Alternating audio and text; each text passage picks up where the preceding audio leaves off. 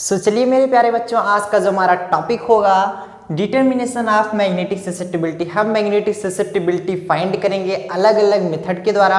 किन किन मेथड से हम मैग्नेटिक ससेप्टिबिलिटी फाइंड कर सकते हैं, सब कुछ देखेंगे।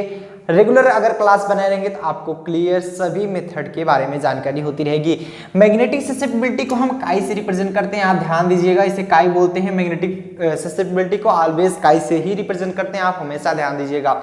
चलिए देख लेते हैं किस प्रकार से मैग्नेटिक ससेप्टिबिलिटी को किन विधियों द्वारा हम इसे फाइंड कर सकते हैं। एक तो हमारा यूनिफॉर्म मेथड होगा, दूसरा हमारा नॉन यूनिफॉर्म मेथड होगा। तो आपको हम दो मेथड के बारे में बताएंगे।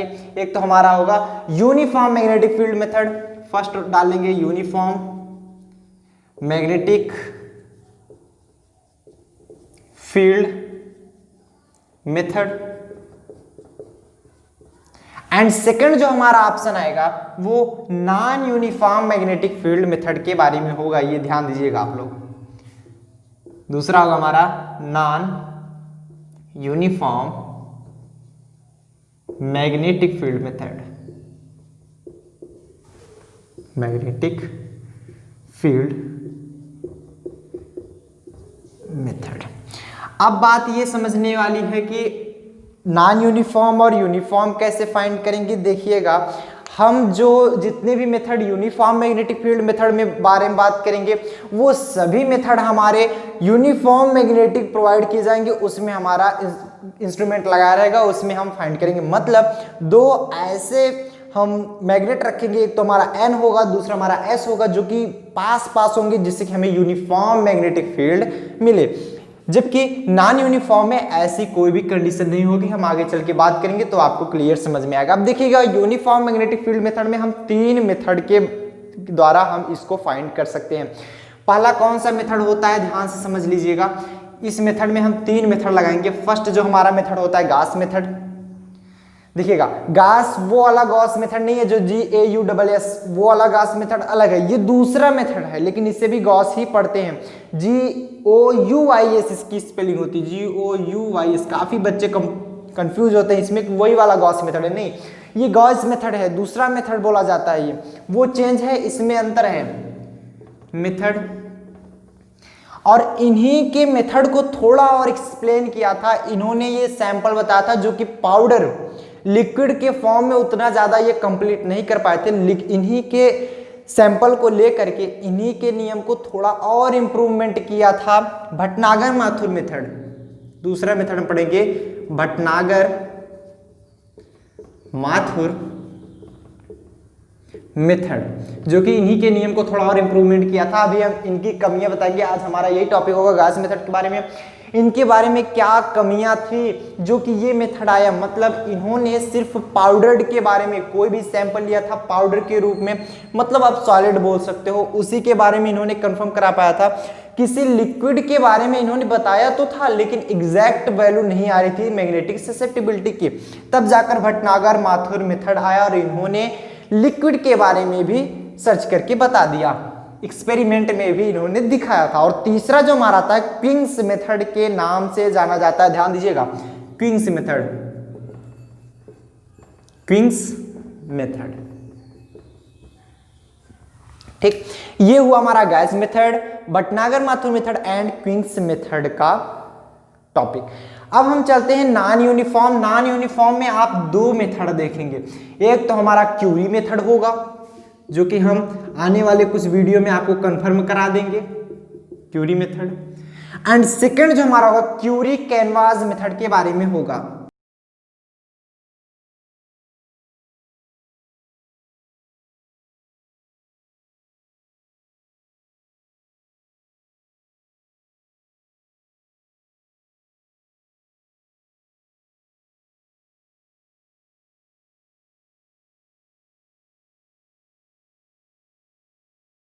था।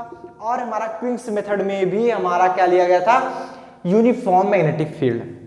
फिर हम बात करेंगे non uniform magnetic field method के बारे में, जिसमें आप क्यूरीज मेथड देखेंगे और क्यूरीज कैनवास मेथड, दो के दोनों मेथड में आपके नॉन यूनिफॉर्म मैग्नेटिक फील्ड रखे गए थे। नॉन यूनिफॉर्म मैग्नेटिक फील्ड में ही अगर इनके दोनों इंस्ट्रूमेंट को रखे जाएंगे तभी जाकर ये सॉल्व हुए थे। आने वाली वीडियो में हम आपको कंफर्म कराएंगे। सो आप ये फटाफट से नोट डाउन करें। उसके बाद आप हेडिंग डालेंगे गॉस मेथड के बारे में, जो कि हमारा पहला मेथड का पहला पॉइंट होगा। इसके दो मेथड थे, एक तो यूनिफॉर्म एक तो नॉन यूनिफॉर्म। यूनिफॉर्म का पहला टॉपिक हमारा होगा गॉस मेथड। आज हम इसी के बारे में चर्चा करेंगे। सो फटाफट से इसको नोट डाउन करें। चलिए हम इस मेथड के बारे में बात करेंगे। जितनी भी थियरी हम बोलेंगे यहाँ पर लिखने वाले नहीं, क्योंकि आपका टाइम बहुत वेस्ट होगा। आपको लिंक डिस्क्रिप्शन बॉक्स में दिया जा रहा है, वहां पर जाइए, आपको पीडीएफ नोट्स प्रोवाइड कराए जाएंगे। यहाँ पर आपको दिख भी रहा होगा, थियरी दिखने लगेगी जब मैं बताता रहूंगा, थियरी आपको दिखेगी, आप नोट भी कर सकते हैं। पीडीएफ लिंक भी आपको दी जा रही है वहां पर, या फिर आप सर्च करेंगे टेलीग्राम ऐप पर जाइए, वहां पर सर्च कीजिए @union class, तो आपको पीडीएफ नोट्स भी वहां पर प्रोवाइड किए जाएंगे। आप स्क्रॉल करके ढूंढ लीजिए, वहां पर मिल जाएंगे, या फिर आप सर्च कर लेंगे कि जैसे हमने बता रहा है इस समय चल रहा है magnetic properties of ट्रांसन metal complex, तो आप सर्च करेंगे, आपको जनरली वो पीडीएफ नोट्स मिल जाएंगे। सो चलिए ज्यादा टाइम वेस्ट न करते हुए हम आपको बता दें गाइस मेथड होता क्या है। सबसे सिंपल तरीका आप समझ लेंगे। पहले हम आपको समझाने का प्रयास करेंगे। इन्होंने दो मैग्नेट रखा था, एक N दूसरा S। मैग्नेट के बीच में इन्होंने वर्टिकली एक सिलेंड्रिकल ट्यूब रखी थी, जिसमें इन्होंने सैंपल रखा था पाउडर्ड का, कोई सा भी सैंपल जिसके बारे में मैग्नेटिक फील्ड इनको फाइंड करनी थी, उन्होंने इसको रखा था। और रखने के बाद देखिएगा ध्यान से, आप 1 मिनट, जब तक हम फिगर नहीं बनाएंगे आपको कम समझ में आएगा। फिगर पहले बना लीजिए। इन्होंने किया क्या था, एक मैग्नेट रखा था जो कि हमारा N था ना, दूसरा मैग्नेट रखा था जो कि हमारा S था, और दोनों मैग्नेट हमारे बहुत पास पास रखे गए थे, जिसके कारण यहाँ पर यूनिफॉर्म मैग्नेटिक फील्ड उत्पन्न हो। क्योंकि आप जानते हैं जो गॉस मेथड था वो यूनिफॉर्म मैग्नेटिक फील्ड का मेथड हुआ करता था, तो इन दोनों को बहुत ही पास पास रखेंगे, जिसके कारण यूनिफॉर्म मैग्नेटिक फील्ड उत्पन्न हो। अब देखिएगा, इन्होंने एक सिलेंड्रिकल ट्यूब ली थी। सिलेंड्रिकल ट्यूब ऐसी थी कि उसमें 50% तो इनके बीच में थी, 50% अपवर्ड थी, ध्यान से समझना। तो इन्होंने सिलेंड्रिकल ट्यूब ली थी कुछ इस प्रकार से, इस प्रकार से इनका एक सिलेंड्रिकल ट्यूब हुआ करता था। ध्यान समझेंगे तो आपको क्लियर समझ में आ जाएगा।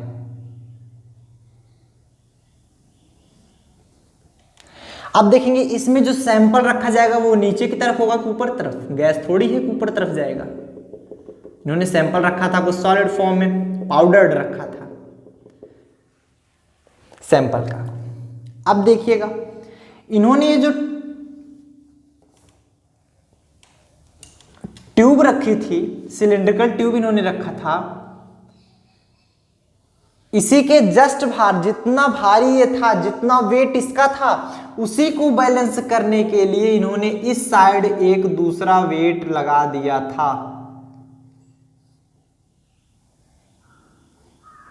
दूसरा वेट रख दिया था। ये हमारा वेट है, क्या है, वेट है।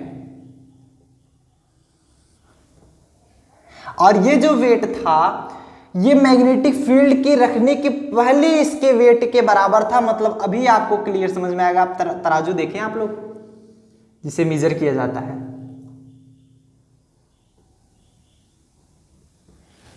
तराजू देखें, या फिर इसे आप ऐसे बना लीजिए। तो तराजू में क्या होता है कि एक ऐसे कांटा लगा होता है, दोनों तरफ से ऐसे लगे होते हैं, और उसमें आप एक तरफ कुछ किलो रखते हैं, दूसरी तरफ जैसे आप लोग शक्कर खरीदने जाइए, आप तो मान लीजिए स्मार्ट है, उठा के रख दिए, कंप्यूटराइज तुरंत बता दिया।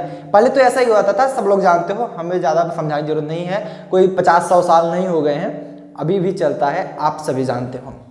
उसमें क्या होता है, एक एंगल पर इसे टिकाया गया होता है, एक एंगल पर इसे क्या किया गया होता है, टिकाया गया रहता है। ध्यान से समझिएगा, समझ में आएगा। ये मान लीजिए एक एंगल है, इस पर ये टिका है। अब इसको अभी भूल जाइए, इसको अभी हटा दीजिए। अब जो वेट है, इसका वेट इसके वेट के बराबर था, एकदम एग्जैक्टली बराबर था पहले। अब देखना, हमने एक इंस्ट्रूमेंट लगा दिया है यहां पर, ध्यान समझिएगा, मेजर करने के लिए। मान लीजिए हमने एक इंस्ट्रूमेंट लगाया हुआ है,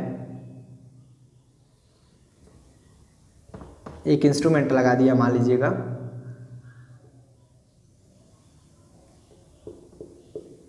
ये रहा बीचों बीच एकदम ना, बीचों बीच लगा दिया। और ये तो हमारा सरफेस है, ये ध्यान दीजिएगा, इट इज ए सरफेस। नहीं तो आप यहां ना लगाने के बजाय और नीचे लगा दीजिएगा, नहीं तो कुछ बच्चे समझ ही नहीं पाएंगे क्या है क्या ये हमारा सरफेस है, सरफेस अर्थ भी मान सकते हैं। अब देखिएगा इन्होंने किया क्या, इन्होंने किया क्या, जब ये बैलेंस बराबर रखे थे, अब हमने एन और एस को यहां पर लाकर रख दिया। ध्यान समझिएगा, अब हमने दोनों एन और एस को यहां पर लाकर रख दिया, किसी भी पॉइंट से ज्वाइन कर दिया ताकि ये इधर उधर ना खिसक पाए। तो हुआ क्या, अगर ये अट्रैक्ट हो रहा था, अगर ये अट्रैक्ट होता तो यहां पर कौन सा पैरामैग्नेटिक होता, अगर ये रिपल होता मतलब ऊपर की तरफ भाग जाता तो ये डायमैग्नेटिक होता, और बहुत ज्यादा रिपल हो जाता तो ये फेरोमैग्नेटिक। पहले तो ये समझ में आया, हम ये समझ पाए कि यहाँ पर जो सैंपल है वो पैरामैग्नेटिक है, फेरोमैग्नेटिक है या फिर डायमैग्नेटिक है। सैंपल तो समझ में आ जाएगा, यहाँ से एक चीज तो कंफर्म हुई।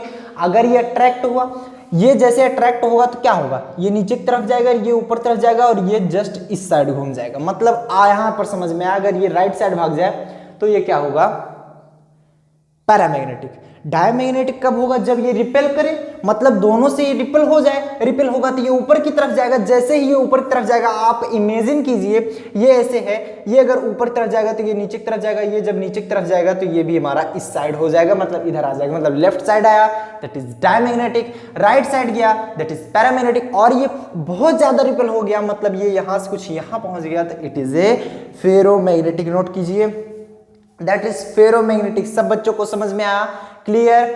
चैट सेक्शन में आप लोग लिखिए यस सर, सब लोग चैट सेक्शन का उपयोग करेंगे, सब लोग चैट सेक्शन में लिखिए यस सर, बोलिए सबको क्लियर होता है, सबको क्लियर होता है। चलिए अब हम बताते हैं इसको, इसका मेथड क्या था। अब समझिएगा, इन्होंने जब इतना तय कर लिया, अभी तो यहां पर क्लियर हो गया पैरामैग्नेटिक है, डायमैग्नेटिक है या फिर फेरोमैग्नेटिक है। अब यहां पर समझिए, जब ये इसके 90 डिग्री पर रखा गया है तो ये फोर्स अनुभव कर रहा है, that is experience of force either paramagnetic diamagnetic, चाहे जो भी सब्सटेंस हो, लेकिन एक फोर्स एक्सपीरियंस कर रहा है अलोंग इट्स लेंथ। बोलिए हाँ या ना। जब ये अपने लेंथ के अनुसार एक फोर्स एक्सपीरियंस कर रहा है तो क्या होगा, कौन सा फोर्स इन्होंने मेजर करके बताया था, गॉस ने मेजर करके बताया था, एक फोर्स एक्सपीरियंस करता है अलोंग इट्स लेंथ। लिखेंगे the tube, the cylindrical tube experience a force, a small force। पहले हम स्मॉल फोर्स निकालेंगे, जब हमें टोटल फोर्स निकालना होगा तो हम करते क्या है, सब बच्चों को पता है, हम इंटीग्रेशन कर देते हैं। तो पहले हम स्मॉल फोर्स निकालेंगे, small force along its length, ये अपने लेंथ के एक अलोंग क्या करेगा, एक फोर्स एक्सपीरियंस करेगा। अगर ये पैरामैग्नेटिक हुआ तो नीचे की तरफ, अगर ये डायमैग्नेटिक हुआ तो ये अपवर्ड, क्योंकि ये रिपल हो रहा है।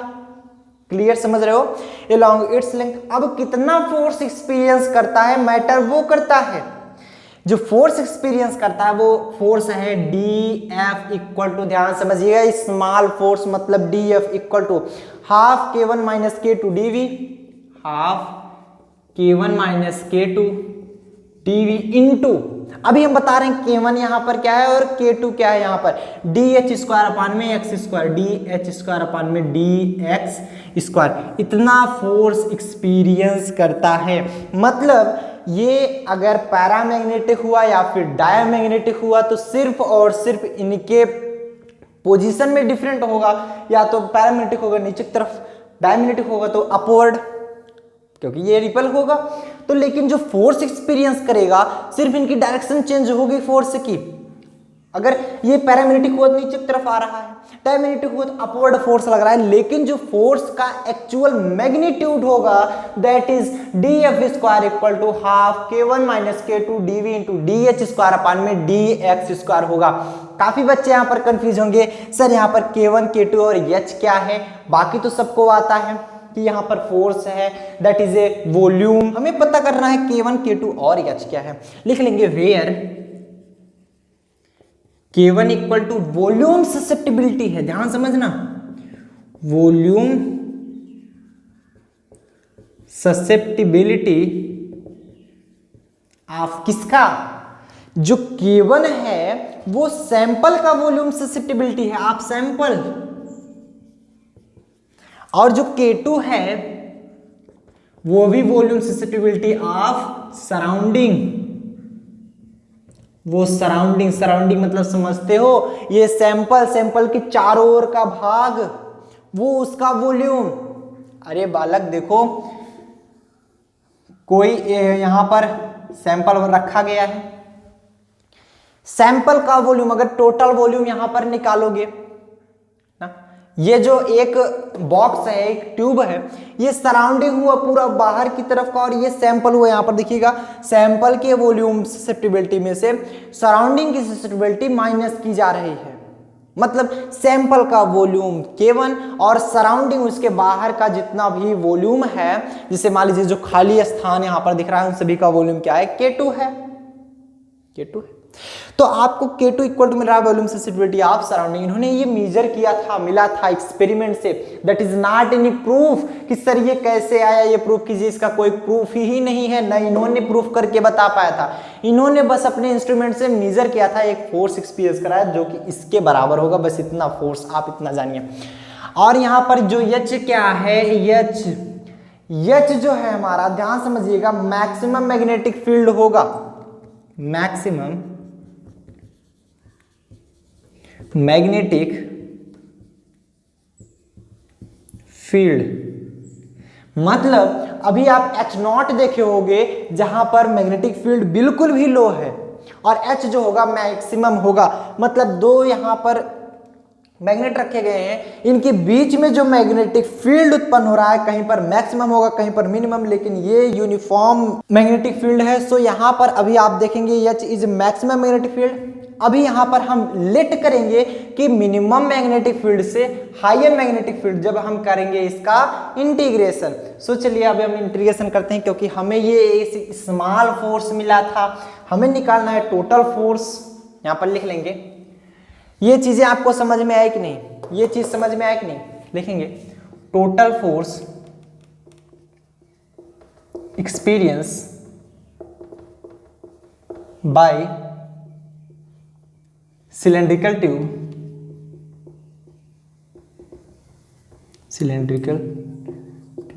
जो cylindrical tube total force experience करेगा, मतलब छोटा सा फोर्स कम फोर्स dF है, टोटल फोर्स जब देखिएगा तो वो क्या होगा, इंटीग्रेशन ऑफ dF। तो ध्यान समझना, F टोटल फोर्स हमने माना है integration of dF, integration of dF के बराबर आएगा। अब dF की वैल्यू वहां पर रखेंगे, तो चलिए फटाफट से वैल्यू रख लेते हैं। इंटीग्रेशन ऑफ dF की वैल्यू क्या है वो चीज रख लेंगे, half k1 minus k2 dV into में dH स्क्वायर अपान में dx ना, इतना है। यहां पर देख लेंगे, इफ लिखेंगे, इफ V क्या हो, यदि हमारा वॉल्यूम हो, ध्यान समझना, यदि V वॉल्यूम है और A हमारा क्रॉस सेक्शनल एरिया हो, यहां पर जो हमने dx बताया वो एरिया नहीं था, सॉरी, A हमारा एरिया होगा, dx का स्क्वायर हमारा एरिया बोला जाएगा। V is volume dV and dA equal to cross sectional area, या A यहां पर मान लीजिए क्रॉस सेक्शनल एरिया। यदि हमारा ये क्रॉस सेक्शनल एरिया हुआ, अब देखना समझ में आएगा आपको, क्लियर। तो आपको यहां पर जो dV मिलेगा, जो dV की वैल्यू आएगी तो dv इक्वल टू क्या हो जाएगा, एरिया इंटू लेंथ।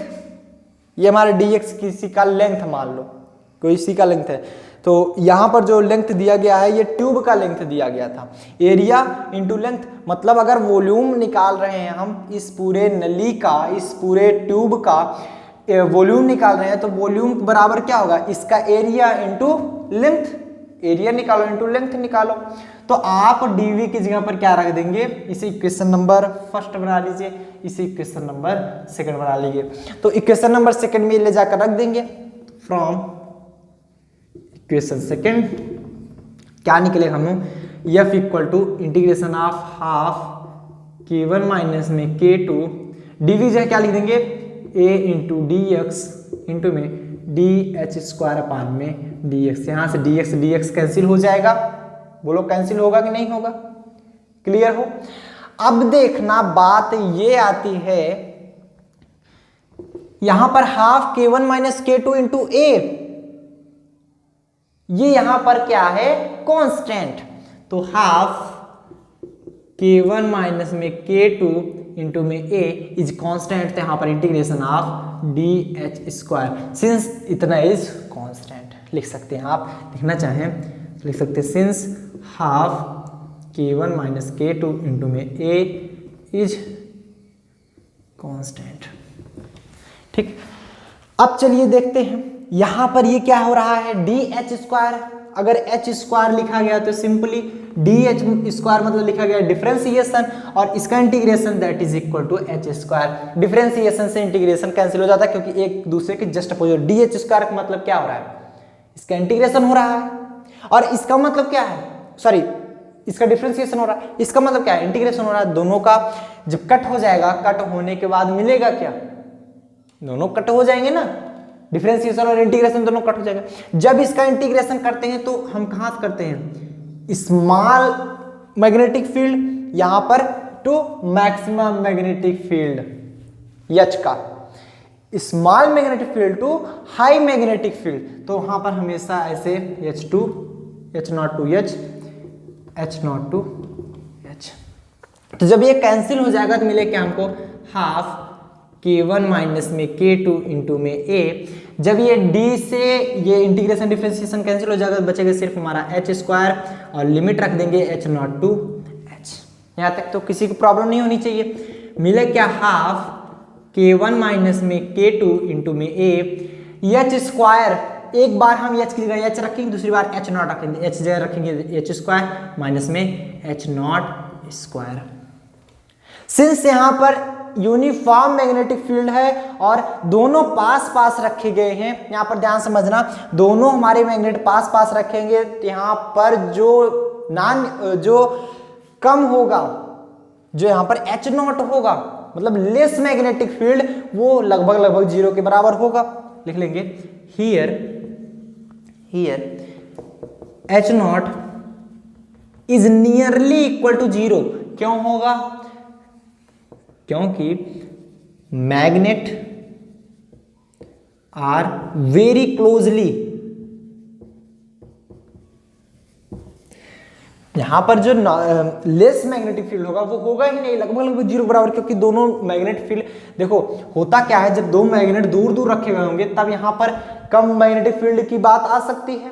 जहां पर मैग्नेटिक लाइंस दूर दूर हो जाएंगी वहां पर क्या हो जाएगा, कम मैग्नेटिक फील्ड होगा। लेकिन यहां पर तो जब पास पास है, दूर होने का कोई चांस ही नहीं। तो इससे क्या होगा कि आपको कोई भी लेस मैग्नेटिक फील्ड का टॉपिक मिलेगा ही नहीं, लेस मैग्नेटिक फील्ड होगा ही नहीं, तो यहां पर जीरो हो जाएगा। जब इसकी जगह जीरो रख देंगे तो क्या मिल जाएगा हमको, F equal to half k1 minus k2, half k1 minus k2 into में AH स्क्वायर। ये हमें फाइनली फोर्स मिला। सो नोट करें फटाफट से, सभी बच्चे नोट करें फटाफट से, क्लियर है। अब आपके मन में आ रहा होगा सर हम तो निकालने वाले थे मैग्नेटिक ससेप्टिबिलिटी, बट आया तो है ही नहीं मैग्नेटिक ससेप्टिबिलिटी, बोलो कैसे निकाली। देखो होता क्या बच्चे, F इक्वल टू mg होता है, सब जानते हो, लिखेंगे since F equal to mg ना, F equal to m g. But यहाँ पर यम नहीं होगा क्योंकि यम इसका पहले का मास था, जो इन दोनों का वेट था, वेट बोल सकते हैं यम को, जो वेट था वो तो इक्वल रखा गया था बिफोर अप्लाइंग मैग्नेटिक फील्ड। लेकिन जब मैग्नेटिक फील्ड अप्लाई करेंगे तो इस पे एक फोर्स लगेगा, जब फोर्स लगेगा तो इसका वेट या तो कम होगा या तो ज्यादा होगा। रिपल्सन और अट्रैक्शन में या तो कम होगा या तो ज्यादा होगा, लेकिन वेट में चेंज तो आएगा। चेंज इन वेट मतलब डेल्टा एम रखेंगे, delta m, where delta m equal to change in weight, weight में जो चेंज हो रहा है, वेट आफ्टर या applying magnetic field. Magnetic field apply करेंगे तो चेंज तो होगा ही मास ना, या तो कम हो जाएगा तो ज्यादा। तो यहीं पर हम डेल्टा एम निकालेंगे, m1 माइनस m2 कर देंगे, आप m2 माइनस m1 कर देंगे। तो यहाँ पर इक्वेशन नंबर 3 बना लीजिएगा। तो फ्रॉम इक्वेशन 3, तो f की जगह डेल्टा m रखेंगे, डेल्टा m इंटू में g इक्वल टू में half k1 minus k2 into में AH स्क्वायर। तो यहाँ पर देखेंगे अगर k1 माइनस k2 की वैल्यू निकालनी हो, k1 माइनस में k2, तो ये क्या आ जाएगा, 2 इधर आ जाएगा, 2 delta m into g divide by AH square नीचे आ जाएगा, AH स्क्वायर। बोला यहाँ तक क्लियर है। अब अगर हम k2 को इस साइड भेज दें तो k1 इक्वल टू क्या निकलेगा, k2 इधर आ जाएगा तो k2 प्लस में 2 डेल्टा m इंटू जी अपान में AH स्क्वायर। अभी भी हमें मैग्नेटिक ससेप्टिबिलिटी या फिर मोलर ससेप्टिबिलिटी नहीं मिली है, तो हम करेंगे m अपान रो से मल्टीप्लाइंग बोथ साइड, क्योंकि हमें ससेप्टिबिलिटी चाहिए, दोनों तरफ करेंगे तो कोई अंतर तो आएगा नहीं। Multiplying with m upon rho on both side, दोनों तरफ हम क्या करेंगे, मल्टीप्लाई करेंगे। जब दोनों तरफ मल्टीप्लाई करेंगे तो इधर क्या हो जाएगा, m अपान रो इंटू में k2 प्लस में 2 delta m into g divide by AH square equal to, इधर k1 क्या हो जाएगा, k1 इंटू में m अपान रो। हम जानते k1 into m upon rho is molar susceptibility, आप पढ़ चुके हैं। तो यहां पर क्या मिला, m upon rho k2 plus में 2 delta m dot g divide by AH square equal to, इसकी वैल्यू होती है काई m, मोलर ससेप्टिबिलिटी। यहां पर लिख लेंगे where rho equal to density of sample, जो सैंपल है उसकी डेंसिटी है रो, डेंसिटी ऑफ सैंपल। और काई एम क्या है, यहां पर मोलर ससेप्टिबिलिटी या मैग्नेटिक ससेप्टिबिलिटी बोल सकते हो ना, मोलर ससेप्टिबिलिटी, आप मैग्नेटिक ससेप्टिबिलिटी ही लिख सकते हैं, ससेप्टिबिलिटी। क्लियर हुआ।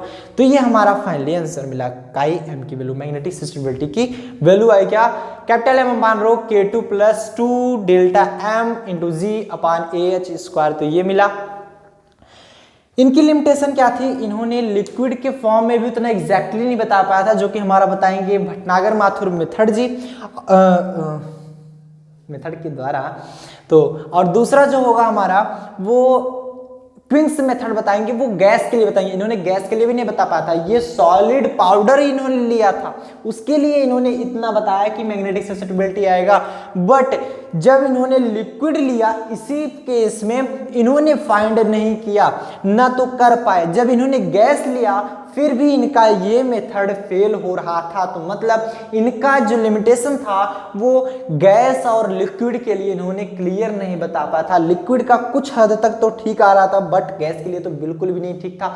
लिक्विड का सुधार भटनागर माथुर जी किए थे, और जो गैस का सुधार था, गैस में जो डिफरेंट आ रहा था कैसे, इन्होंने नहीं फाइंड किया था। उन्होंने और भी इसको एक्सप्लेन किया, जो कि क्विंस जी ने किया था, जो कि क्विंक मेथड के नाम से जाना जाता था। सो नोट कीजिए फटाफट से, यहाँ तक एक बार फिर से समझने का प्रयास कीजिए। जब यहाँ पर पहले तो हमने क्या किया था, वेट के बराबर जितना यहाँ पर वेट था, मान लो 1 किलोग्राम, तो 1 किलोग्राम यहाँ भी रख दिया था। हालांकि यहाँ पर 0.5 to 1 ग्राम था, किलोग्राम नहीं, आधा ग्राम से 1 ग्राम के बीच में, तो आधा ग्राम से 1 ग्राम बीच में इसको भी रख दिया था। साथ में ट्यूब जो थी, ट्यूब नली भी कुछ भारी होगी तो उसके वेट के बराबर यहाँ पर रख दिया था। सपोज दैट, क्लियर हुआ? अगर 2 ग्राम का ये होगा, 2 ग्राम का ये भी। पहले तो सब कुछ काम ठीक ठाक चल रहा था, लेकिन ये एन और एस आकर काम बिगाड़ दिए। दोनों को बगल जब लगाया तो ये तो ऊपर नीचे होने लगा, वेट में चेंज होने लगा, या जहाँ पर डेल्टा एम आ जाएगा। तो यहाँ पर इन्होंने एक फोर्स अनुभव किया भाई साहब ने, जो ट्यूब भाई साहब थे, एक फोर्स एक्सपीरियंस कर रहे थे, हम तो ऊपर जा रहे हैं, नीचे आ रहे हैं, अरे बाप रे। तो ये क्या किए, एक फोर्स अनुभव किए थे। इतना फोर्स हमने क्या बताया, K1 is the volume susceptibility of sample, K2 is the volume susceptibility of surrounding. और यहाँ पर जो H था इज मैक्सिमम मैग्नेटिक फील्ड, ये क्लियर रखिएगा। H0 is less magnetic field. अब क्या करेंगे, हमें टोटल जब फोर्स अगर निकालना होगा तो हम करते क्या है, इंटीग्रेशन करते हैं। DF की वैल्यू उठा के ले जाकर यहाँ पर रख दिए, सेम टू सेम। हम जानते हैं DV is volume, A is cross sectional area, तो आप बोल सकते हो यहाँ पर DV equal to A into DX। DX is यहाँ पर एक स्मॉल लेंथ माने थे, वो स्मॉल लेंथ माने थे आप ट्यूब। टोटल लेंथ DX वैसे भी कर जाता, अगर लिए होते तो X ले लिए होते, L ले सकते हैं आप, जो भी इच्छा करें। तो आप DV इक्वल टू ADX, यहाँ पर DV की जगह ADX रख देंगे, DX से कट जाएगा। बचे क्या हमारा, ये तो हमारा कांस्टेंट है, बाहर हो जाएगा। और H0 टू H मतलब कम मैग्नेटिक फील्ड से हाई मैग्नेटिक फील्ड, आप ही करते हो ना, lower limit to high limit. अब देखो DH स्क्वायर, ये is differentiation, it is integration, तो डिफरेंशिएशन इंटीग्रेशन कैंसिल हो जाएगा, H स्क्वायर बचा H0 टू H। अब करेंगे एक बार हाई, जो हमारा लिमिट है, high limit minus lower limit put कर देंगे। पुट करने के बाद हम जानते हैं यहाँ पर कोई लेस मैग्नेटिक फील्ड उत्पन्न होने का कोई चांस ही नहीं है, भले ही हमने रखा, क्योंकि इट इज ए क्लोजली, दोनों मैग्नेटिक बहुत ही क्लोज है। मैग्नेट जब ये क्लोज हैं तो हम यहाँ पर बता सकते हैं डेल्टा H0 की वैल्यू 0, डेल्टा नहीं H0 की वैल्यू 0, तो उसका स्क्वायर भी हमारा 0 हो जाएगा, तो K1 minus K2 AH square. अब हम जानते हैं F equal to delta M into g. Delta M क्या है हमारा, पहले जो इसका मास था, आफ्टर इट जब मैग्नेटिक फील्ड लगाए, मैग्नेटिक फील्ड अप्लाइड किए, जब मैग्नेट लगा दिया हमने तो उसके मास में चेंज हो गया, तो change in weight apply magnetic field. अब देखिए करना क्या है, फ्रॉम इक्वेशन थर्ड हमने इसमें ले जाकर ये वैल्यू रख दिया, F equal to delta M into g, F g रख दिया। अब देख सकते हैं आप K1 माइनस K2 की वैल्यू हमने निकाल ली। काफी बच्चे यहाँ पर कंफ्यूज है, बालक, ये देखो 2 से इधर मल्टीप्लाई होगा और इधर ये डिवाइड हो जाएगा। अब K1 माइनस K2, K1 की वैल्यू निकालेंगे, K2 इधर आ जाएगा, देखो इधर से, ये देखो इधर माइनस था, इधर आकर प्लस हो गया ना।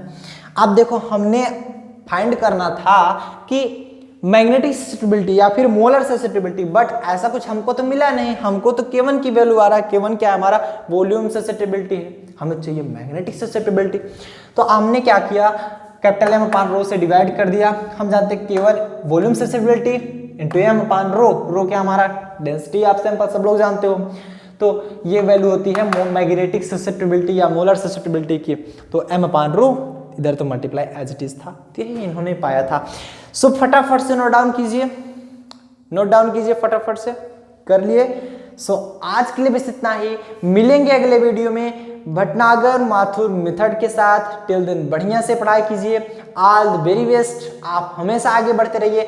यदि आपको अभी भी कोई प्रॉब्लम हो रही हो, इससे रिलेटेड कोई क्वेश्चंस अगर पूछना हो, नीचे डिस्क्रिप्शन बॉक्स में दिए गए लिंक पर जाइए और वहां पर आप सोशल मीडिया, किसी भी सोशल मीडिया पे आप पूछ सकते हैं। टेलीग्राम पे जाएंगे तो आपको यहाँ की PDF नोट्स भी मिल जाएगी। साथ साथ अगर इंस्टाग्राम पर आप फॉलो किए रहेंगे, लिंक आपको डिस्क्रिप्शन बॉक्स में दिया जा रहा है, वहाँ पर प्रॉपर हेल्प की जाएगी। जितने भी बच्चे ज्वाइन किए हैं उनको प्रॉपर हेल्प मिल रही है। सो आज के लिए इतना ही, मिलेंगे भटनागर माथुर मेथड के साथ।